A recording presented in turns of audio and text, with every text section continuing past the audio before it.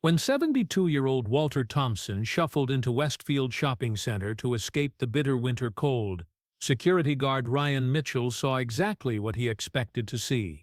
Another homeless man who didn't belong in an upscale mall. Walter's worn coat, weathered face and slow gait marked him as the kind of person who made wealthy shoppers uncomfortable, and Mitchell's job was to keep the mall's atmosphere pleasant for paying customers. What the young security guard couldn't see beneath Walter's humble exterior was a man who had stormed the beaches of Normandy at 19, fought in 2 wars, and earned the Medal of Honor for single-handedly saving 37 soldiers during the bloodiest battle of the Korean War. When Mitchell moved to escort Walter out for trespassing, he was about to learn that heroes don't always look like what we expect, and that sometimes the person you're quick to judge has sacrificed more for your freedom than you could ever imagine. The bitter February wind cut through downtown Chicago like a knife, driving the temperature down to a brutal 15 degrees below zero. Snow whipped through the streets in horizontal sheets, and even the hardiest pedestrians ducked into doorways and shops to escape the punishing cold. For Walter Thompson, the weather wasn't just uncomfortable, it was life-threatening. At 72, Walter's body bore the accumulated damage of 7 decades of hard living. His joints ached constantly from old war wounds that had never properly healed. His breathing was labored from lungs damaged by years of exposure to the elements, and his circulation was so poor that his fingers and toes would go numb within minutes of exposure to cold like this. On days like today, finding shelter wasn't just about comfort, it was about survival. Walter pulled his worn overcoat tighter around his thin frame as he approached the gleaming entrance of Westfield Shopping Center. The coat had once been a good one, purchased during better times when he'd still had a job and a home, but now it was frayed at the edges and missing several buttons. His gray hair hung in wisps around his weathered face, and his slow, careful gait spoke of a man whose body had been broken by time and circumstance.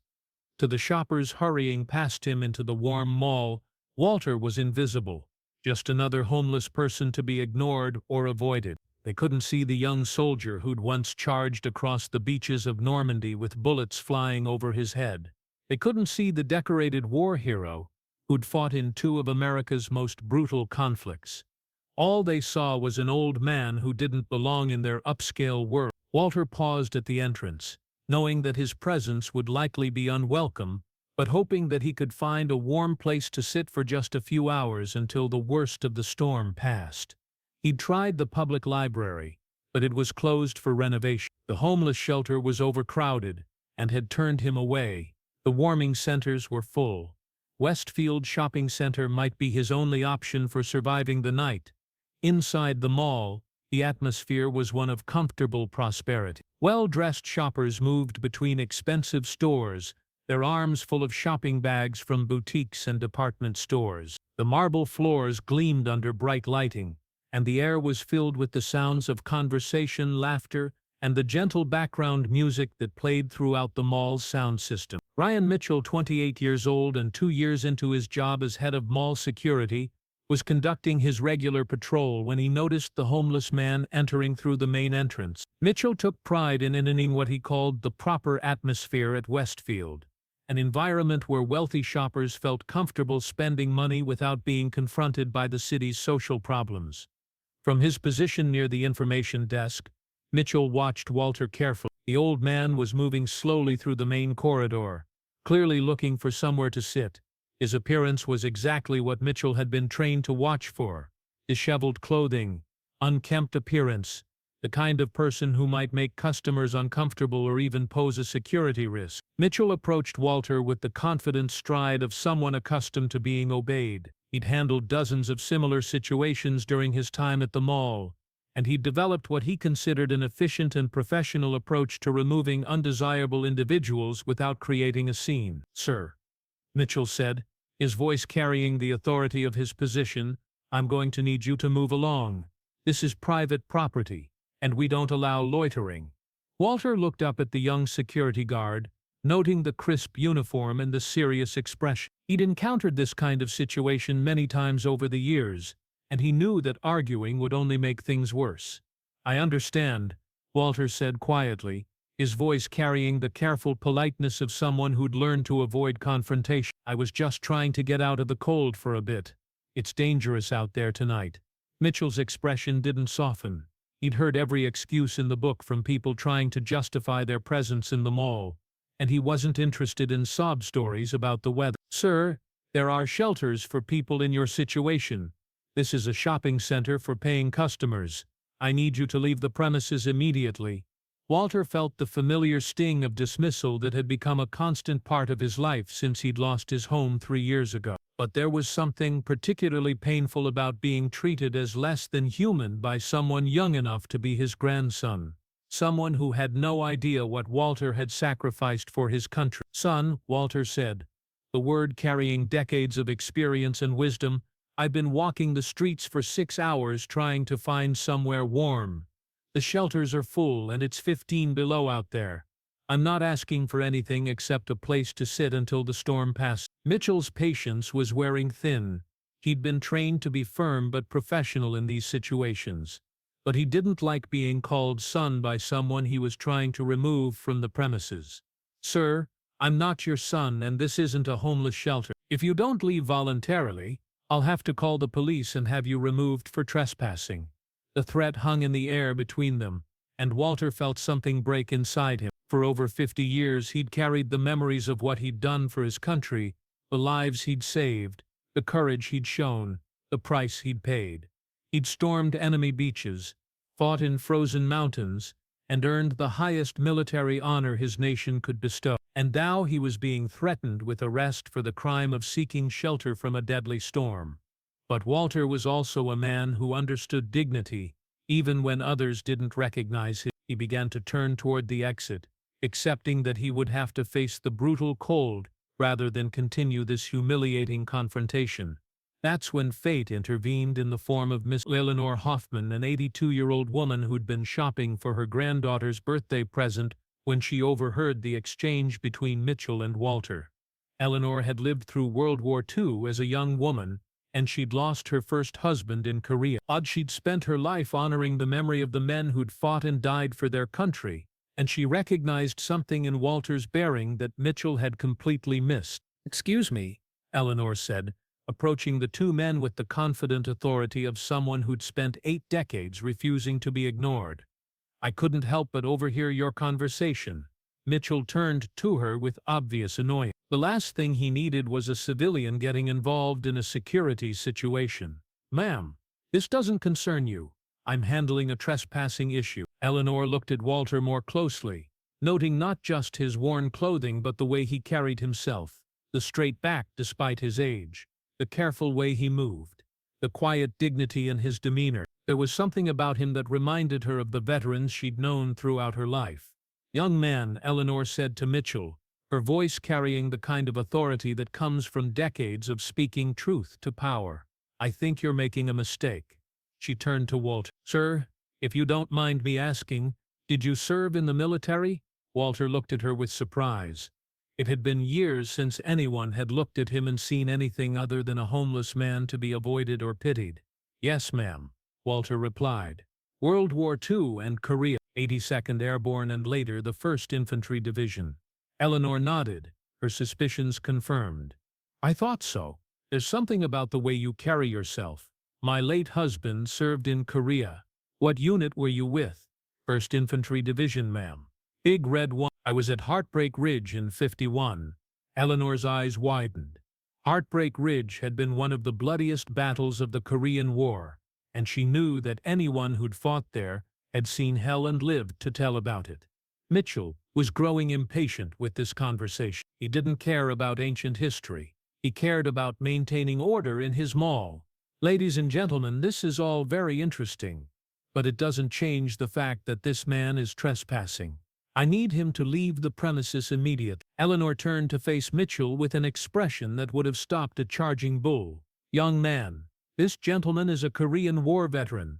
He fought at Heartbreak Ridge, one of the most brutal battles in American history, and you're treating him like a criminal for trying to get out of the cold. Ma'am, I respect his service, but that doesn't give him the right to loiter in private property." There are procedures and policies that I have to follow." Walter watched this exchange with a mixture of gratitude and embarrassment. He appreciated Eleanor's support, but he didn't want to cause trouble for anyone else. "Mrs. he began. "Hoffman. Eleanor Hoffman. Mrs. Hoffman, I appreciate your kindness, but the young man is just doing his job. I'll find somewhere else to go." But Eleanor wasn't done fighting. She'd lived through too much history to watch a veteran be treated with such disrespect. "Mr. Thompson. Walter Thompson. Mr. Thompson, would you mind telling me a bit more about your service? I have a feeling this young man might benefit from understanding exactly who he's talking to." Walter hesitated. He'd spent most of his adult life avoiding conversations about the war. The memories were painful, and he'd learned that most people weren't really interested in hearing war stories. But there was something in Eleanor's expression that told him she genuinely wanted to know. "Well, ma'am, I enlisted when I was 18, served in the Pacific Theater during the tail end of World War II, then stayed in for Korea. I was at Incheon, Seoul, and later at Heartbreak Ridge." Eleanor nodded encouragingly. "What happened at Heartbreak Ridge, Mr. Thompson?" Walter looked uncomfortable, but he continued. "My company was pinned down by enemy fire. We'd lost most of our officers, and the men were starting to panic. Someone had to take charge and get us out of there." "And what did you do?" Walter's voice grew quieter. "I led a counterattack that allowed my unit to break through enemy lines. We saved most of the company, but it was costly." Eleanor sensed there was more to the story. "Mr. Thompson, were you decorated for your action?" Walter reached into his coat pocket and pulled out a small, worn box. Inside, wrapped in an old cloth, was a medal that made Eleanor gasp and caused Mitchell to stop talking mid-sentence. The Medal of Honor, America's highest military decoration, gleamed in the mall's bright lighting. The distinctive blue ribbon and star-shaped medal were immediately recognizable to anyone who knew military history. "My God," Eleanor whispered, "you're a Medal of Honor recipient."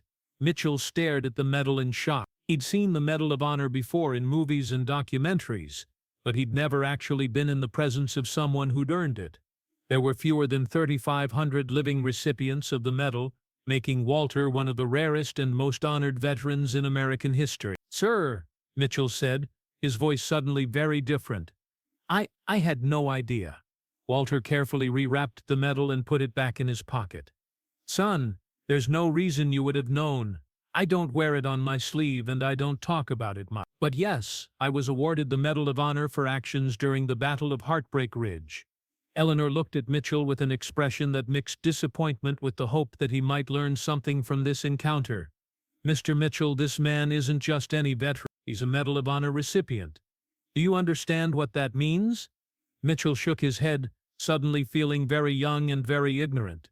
Eleanor continued, her voice taking on the tone of a teacher addressing a student. "It means that he performed an act of valor so extraordinary that Congress deemed it worthy of the highest recognition our nation can bestow. It means that he risked his life above and beyond the call of duty to save his fellow soldiers. It means that he's one of the most heroic Americans who has ever lived." The weight of Eleanor's words settled over Mitchell like a blanket. He looked at Walter with new eyes, trying to reconcile the homeless man he'd been ready to arrest with the war hero standing before him. "Miss Thompson," Mitchell said, his voice barely above a whisper, "I owe you an apology. I had no idea about your service, and I'm ashamed of how I treated you." Walter looked at the young security guard with compassion rather than anger. "Son, you were just doing your job. You had no way of knowing about my background." "But that's exactly the point," Eleanor interjected. "You shouldn't need to know someone's military record to treat them with basic human dignity. Thompson was asking for shelter from a life-threatening storm, and your response was to threaten him with arrest." Mitchell felt the full weight of his mistake. "Mrs. Hoffman, you're absolutely right. And Mr. Thompson, I want to make this right. Please, stay as long as you need to. And if there's anything else I can do to help." Walter was moved by the young man's sincerity, but he was also realistic about his situation. "I appreciate that, son, but tomorrow there'll be another security guard who doesn't know my story. Next week, it'll be a different mall with different policies. The medal doesn't change the fact that I'm homeless. Eleanor wasn't content to let the conversation end there. She'd lived through enough history to understand that individual acts of kindness, while important, weren't enough to address systemic problems. Mr. Thompson, if you don't mind me asking, how did you end up in this situation? Surely, as a Medal of Honor recipient, you're entitled to veterans' benefits. Walter's story was painfully common among veterans of his generation. After the war, he'd struggled with what would now be recognized as PTSD, but which was then simply considered a character flaw. He'd had trouble holding down jobs, had turned to alcohol to numb his psychological pain, and had gradually lost everything: his job, his marriage, his home. I tried to get help from the VA for years, Walter explained, but the paperwork was confusing. The system was bureaucratic, and I didn't have anyone to help me navigate it. Eventually, I just gave up. Eleanor made a decision that would change Walter's life. Mr. Thompson, I want to help you get the benefits you've earned. I have connections with veterans organizations, and I know people who specialize in helping veterans like yourself navigate the system. Over the next hour, Eleanor made several phone calls from her cell phone, reaching out to veterans advocacy groups and social service organizations. Mitchell, meanwhile, stayed with Walter, asking him about his military service and gradually understanding the magnitude of his mistake. Mr. Thompson, Mitchell said during one of their conversations, I keep thinking about what you said earlier. You called me son, and I got angry about it. But you're old enough to be my grandfather, and you've served our country with more honor than I could ever imagine. I should have been calling you sir. Walter smiled for the first time since entering the mall. Son, respect isn't about age or rank or medals. It's about how we treat each other as human beings. You made a mistake today, but you're learning from it. That's what matters. Eleanor's phone calls had been productive. She'd connected Walter with a veterans advocate who specialized in helping Medal of Honor recipients access their benefits, and she'd arranged for him to stay at a veterans transitional housing facility while his paperwork was processed. But the most important outcome of the day's events was the change it brought to Westfield Shopping Center's policies regarding homeless individuals. Mitchell requested a meeting with mall management to discuss what had happened, and his presentation led to new training protocols for all security staff. I want everyone to understand what happened today, Mitchell told his colleagues during their next staff meeting. I came very close to arresting a Medal of Honor recipient for the crime of trying to stay warm. This man is one of the most decorated veterans in American history, and I treated him like a criminal because I judged him by his appearance. The story of Walter's encounter at the mall gained attention from local media, which helped raise awareness about the challenges faced by homeless veterans in the Chicago area. The coverage led to increased donations to veterans organizations and prompted several local businesses to offer services specifically for homeless veterans. For Walter himself, the encounter marked the beginning of a new chapter in his life. With Eleanor's help and Mitchell's advocacy, he was able to navigate the VA system and obtain the benefits he was entitled to as a disabled veteran. Within 6 months, he was living in his own apartment and receiving regular health care for his service-connected disability. More importantly, Walter found a new sense of purpose. He began volunteering with the same organization that had helped him, using his experience to help other homeless veterans understand that there was hope and that help was available. Mitchell remained involved in Walter's story, visiting him regularly and maintaining a friendship that would last for years. The young security guard often said that his encounter with Walter had taught him more about respect and human dignity than any training course ever could. I learned that you can't judge people based on their current circumstances, Mitchell later told reporters. Walter Thompson looked like a homeless man who was trespassing, but he was actually one of the most heroic Americans who ever lived. That experience changed how I approach every interaction with the public. Eleanor Hoffman also stayed connected to Walter's story, visiting him in his new apartment and introducing him to other veterans in the community. She often said that meeting Walter had reminded her why she'd spent her life honoring the memory of those who served. Mr. Thompson represents the best of what America can be, Eleanor explained to a local newspaper. He served his country with extraordinary courage, and when he needed help, we almost turned him away because we judged him by his appearance. We can do better than that. The bench where Walter had been sitting when Mitchell first approached him became an unofficial memorial to homeless veterans. A small plaque was installed nearby recognizing the service and sacrifice of all veterans and reminding visitors that heroism comes in many forms. Walter's Medal of Honor, which had been hidden away in his coat pocket for so many years, now had a place of honor in his apartment. He also began sharing his story with local school groups and veterans organizations, helping young people understand the importance of military service and the challenges that veterans sometimes face when they return home. The lesson of Walter's story was profound and multi-layered. Heroism doesn't have an expiration date, respect shouldn't be conditional on someone's current circumstances, and sometimes the most unlikely encounters can lead to the most meaningful changes in both individual lives and entire communities. Mitchell's transformation from someone who saw Walter as a problem to be removed to someone who recognized him as a hero, to be honored, demonstrated the power of education and empathy to change hearts and minds. Eleanor's willingness to intervene on behalf of a stranger showed how individual acts of courage could spark broader social change. But perhaps the most important lesson was about the hidden heroes who walk among us every day. The homeless person on the street corner, the elderly man sitting alone on a park bench, the quiet individual who seems to have been forgotten by society.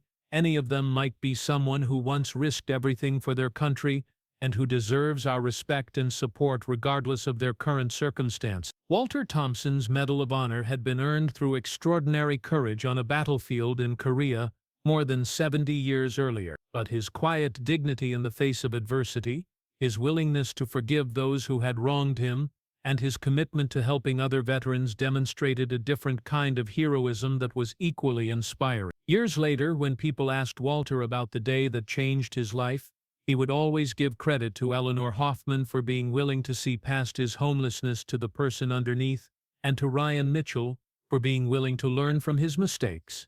Miss Hoffman reminded me that there are still good people in the world who are willing to stand up for what's right, Walter would say. And Mr. Mitchell showed me that people can change, that mistakes can become opportunities for growth and understanding. Mitchell, for his part, would always credit Walter with teaching him the most important lesson of his career, that every person has dignity and worth, regardless of their appearance or circumstances, and that sometimes the most ordinary-looking individuals have the most extraordinary stories to tell. The transformation of one security guard's perspective had rippled outward to change policies, attitudes, and lives throughout the community. And at the center of it all was an elderly veteran whose courage on the battlefield had been matched by his grace in the face of injustice. A reminder that true heroism never goes out of style, even when the world seems to have forgotten how to recognize it. If this story moved you, remember that respect and dignity shouldn't depend on someone's military record or past achievements. Every person deserves to be treated with basic human kindness, not because of what they might have done, but because of who they are as fellow human beings. And remember that heroes walk among us every day, often unrecognized and unappreciated, carrying their stories quietly and humbly until someone takes the time to really see them.